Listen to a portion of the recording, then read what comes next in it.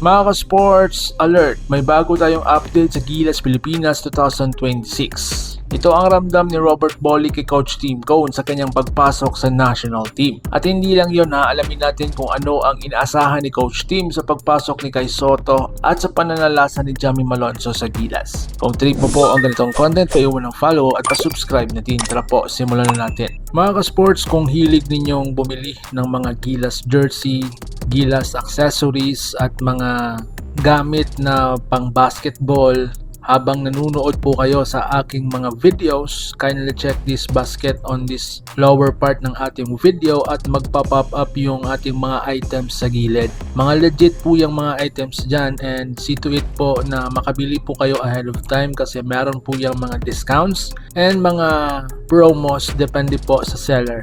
And also, kunting suporta din as a content creator po. Salamat!